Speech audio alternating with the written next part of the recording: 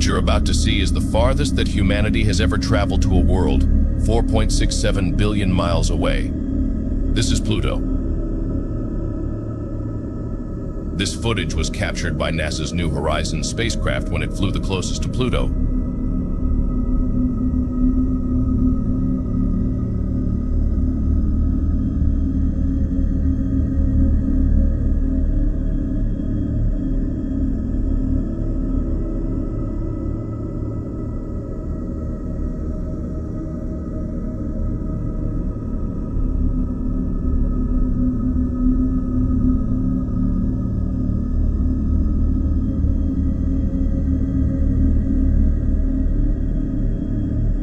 This is the clearest image ever captured of Pluto.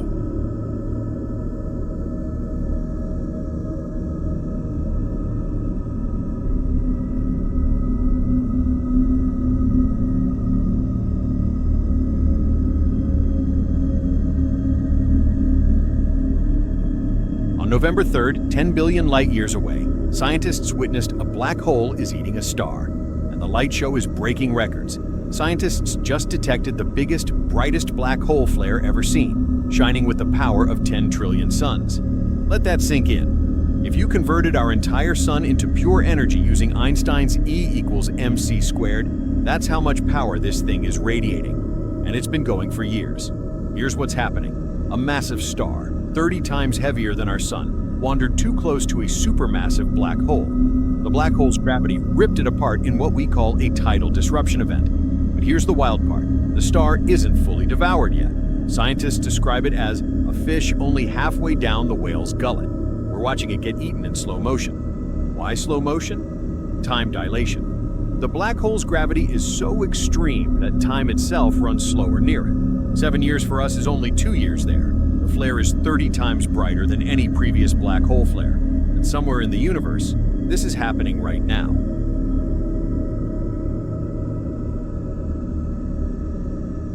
Intermediate mass black holes are a long-sought missing link in black hole evolution. They are smaller than the supermassive black holes that lie at the cores of large galaxies, but larger than stellar mass black holes formed by the collapse of massive stars. Only a few candidates have been found to date. Now, a team of astronomers analyzed over 500 images from 20 years of NASA's Hubble Space Telescope observations to find evidence of an intermediate mass black hole by tracking 7 fast-moving stars in the Omega Centauri globular star cluster. Scientists think a massive object is gravitationally pulling on the stars within Omega Centauri, keeping them close to its center. From the motions of the stars, they estimate it has a mass of at least 8,200 times that of our Sun. The only object that can be so massive is a black hole. This discovery is the most direct evidence, so far, of an intermediate mass black hole in Omega Centauri, which is exciting because only a few other known black holes have a similar mass. Thanks to Hubble's treasure trove of data, astronomers were able to make this incredible discovery as we continue to uncover more and more mysteries of the universe.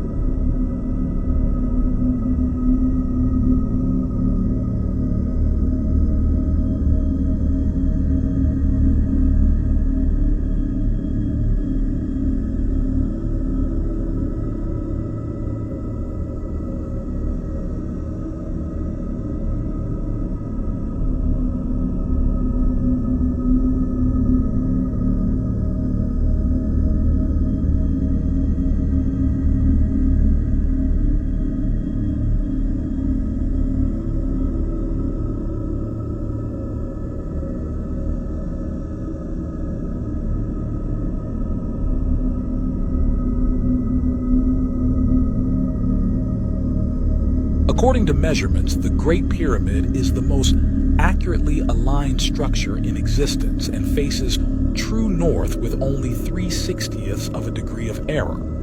The position of the North Pole moves over time, and the pyramid was exactly aligned at one time. Even more incredibly, the Great Pyramid is located at the center of the landmass of the Earth.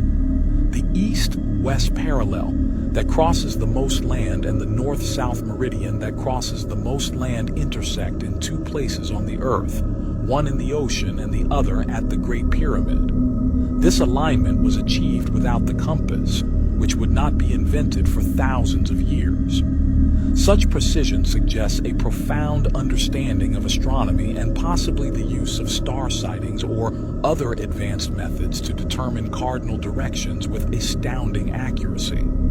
The builders of the pyramids had such detailed knowledge of the solstices and equinoxes that on the day of the spring equinox, the sun shines directly over the Great Pyramid, and in those few moments the pyramid does not cast a shadow.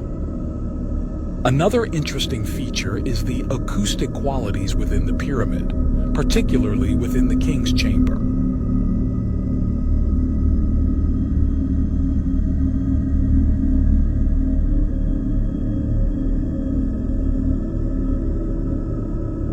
At some parts of the polygonal wall where there are blocks missing, we once again see crude Inca repairs. The precision with which these blocks are cut and assembled suggests the use of sophisticated technology and methods that were not available to the Inca even at its peak. Does this mean that the ancients had advanced knowledge, potentially even some sort of machinery? Many researchers speculate that the prehistoric megalithic builders possessed the capability to heat and melt stone, allowing them to mold it into the precise shapes needed, resulting in the perfect fitting of the blocks. Just take a look at this fitting and the precision it showcases.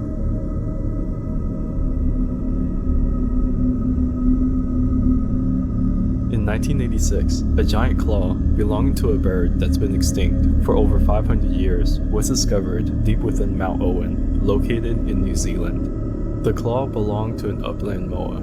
These giant flightless birds were native to New Zealand and stood over 10 feet tall.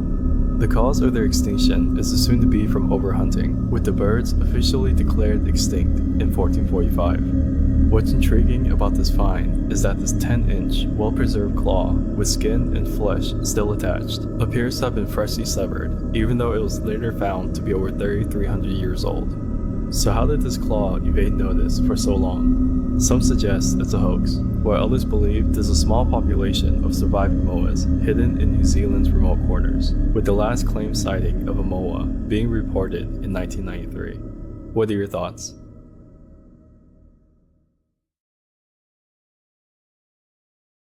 Around 1800, Napoleon Bonaparte owned a strange firearm, a compact box-lock pistol with 3 rotating chambers.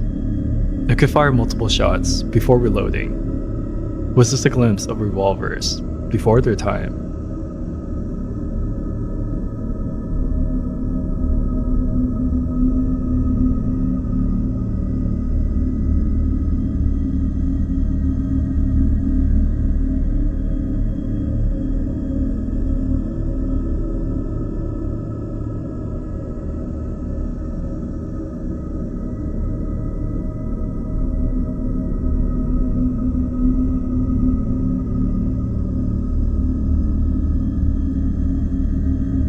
The man who discovered a secret room beneath the house shocked the world when he forced it open and saw what was inside.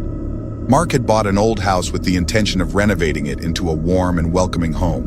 While renovating the exterior walls, he accidentally noticed a patch of grass near the wall that seemed unusually smooth, in stark contrast to the surrounding ground. Intrigued, he grabbed some tools and dug at that spot, uncovering a metal hatch leading to an underground passage. This discovery left him both uneasy and excited. Instead of opening the hatch immediately, he decided to contact the former owner to learn more. To his great surprise, the man reacted with panic. He begged him not to open the passage under any circumstances before abruptly hanging up. This mysterious warning only fueled Mark's curiosity. That night, unable to sleep and haunted by his thoughts, he finally gave in to temptation. Armed with a flashlight and a few tools, he returned to the hatch and forced it open. What he saw inside left him speechless. The scene was so shocking that his first instinct was to immediately call the police. Comment section. Watch part 2.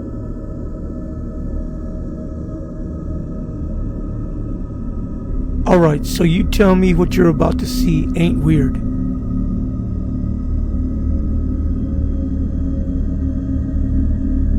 A metal door in the middle of nowhere. So what were they trying to keep from not coming out? Or is this some type of an old government facility, or even maybe a laboratory? So what do you think it is? Or what is it protecting?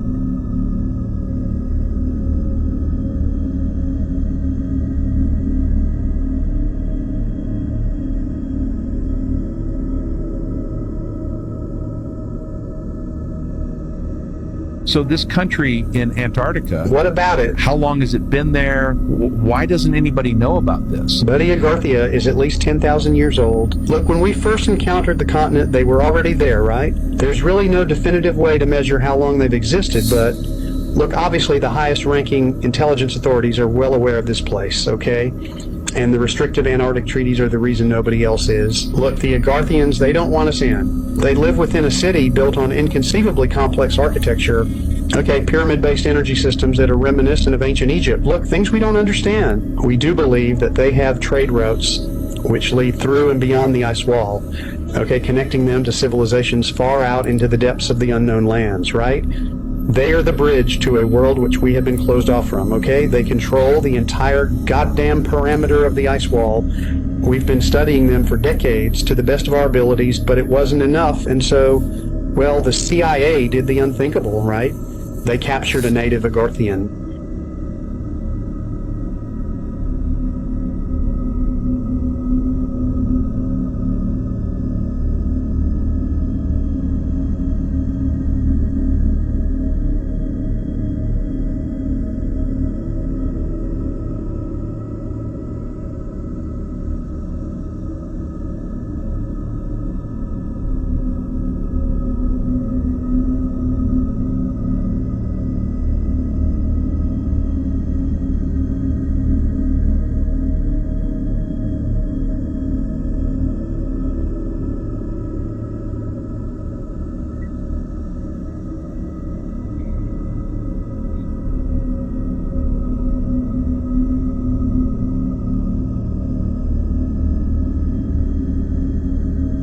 Unbelievable. A group of villagers were digging the foundation for a new home when something truly bizarre happened. One man struck the soil with his shovel, and within seconds, an unknown liquid surged up from beneath the ground. The sudden gush of fluid left everyone around stunned and speechless. At the same time, strange movements were noticed in the nearby dirt under the foundation. It looked like something underground was pushing upward, causing the soil to bulge unnaturally. The villagers stood frozen, unsure of what they were witnessing. Things got even stranger when an excavator began digging into a mound near the house site. Its bucket broke through the earth and revealed a mysterious hollow space below. At first, the crew thought it might be an animal burrow or a hidden nest. But then, a chilling wind began to blow out from the hole, sending shivers down their spines. No one could explain what they had just seen, and the eerie scene left them with more questions than answers. What could possibly be hiding beneath this quiet village? Was it nature or something else entirely?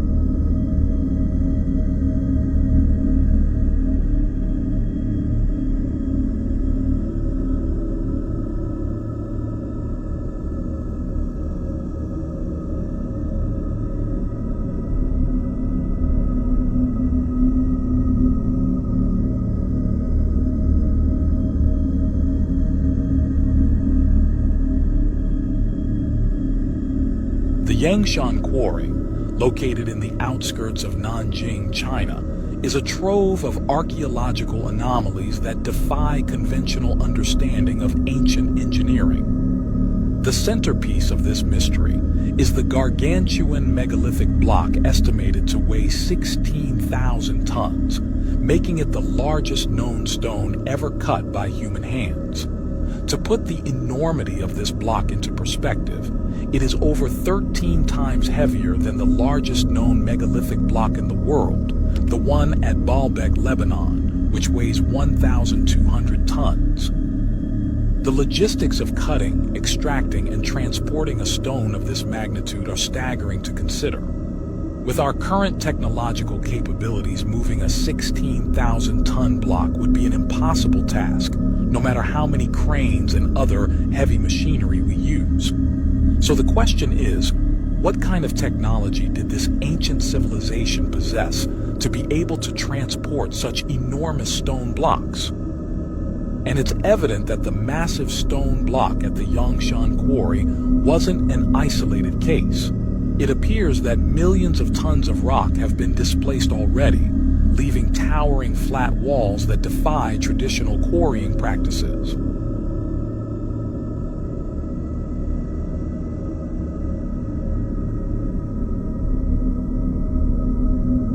Take a look at this giant granite box displayed at the Cairo Museum. This box, significant yet not widely known, is believed to have been abandoned by the Egyptians due to a mistake in the cutting process. The irregular, slanted cut, deemed an error, led to the abandonment of this particular stone block. However, this apparent mistake inadvertently provides strong evidence of a sophisticated advanced tooling method, far surpassing the capabilities attributed to the ancient Egyptians. The cut extends deep into the hard granite, making it impossible to fit a chisel inside. Trials replicating this method demonstrated an excruciatingly slow cutting rate of only 4 millimeters or 0.15 inches an hour. At such a slow pace, it is highly implausible that the artisans would not have noticed and corrected a deviation as significant as the one seen in the granite box. The marks we see here look like the marks left by a type of saw, strikingly similar to a modern bandsaw, but with capabilities suggesting a much higher speed of operation. In contemporary terms, such an advanced cutting mechanism requires the use of diamonds, specifically a diamond-encrusted blade, to slice through granite efficiently.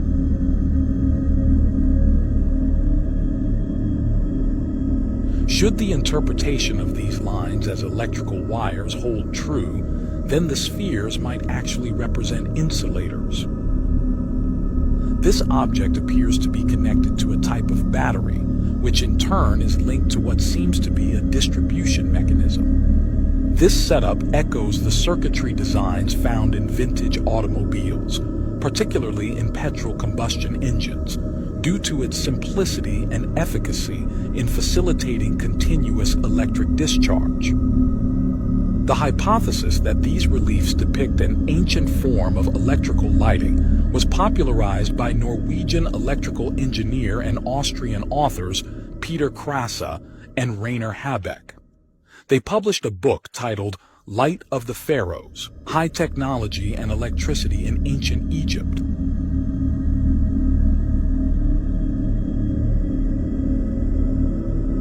Is this another antique? Looks like a teapot almost. The hell? Yo, Kyle! You good? Bro. What's up? Dude, I thought you fell off. The door literally closed itself. I'm not even joking. This? Dude, this door closed itself. Dude, I thought you were messing on these steps. Bro, I thought that was you. This one? Yes. Bro, that loud bang was this door. Were you here? Were you here? No, I'm over here. You can't get over there. This is the kitchen. Look, it doesn't connect. What are you talking about? You're freaking me out. What do you mean it's slammed shut? God, I thought I just saw something behind you. No way. Bro. Dude, I'm sketched out. That really wasn't... I'm over here. Let's get out of here, bro. What? I didn't see what happened. Dude. Are you being serious? I saw it like... I thought this was you. So look at this. See how this is falling through? I thought you were like the same upstairs. No, you thought I fell down these Like right steps. through. I thought like your foot went through or something. Nah, I just bro. heard a bang. Dude. Nah, I dude. would've sprinted from 100% right it here. came from that door. I know what I saw. That was open and then it closed. It's a big door. Bro, dude, let's go, let's go, go. Funny, chill. Be careful of the steps. Be careful. Come on. Go, come on. I can't believe that. I do, I still. How do we get out? How do we get out? I forget. This way. Bro. You have a light? Just go. Wow, I can't see. Don't leave me, dude, don't leave me. Hold on, which way is it? No. What the hell? What do you want? We gotta get out of here. Let's go, right here. We're good.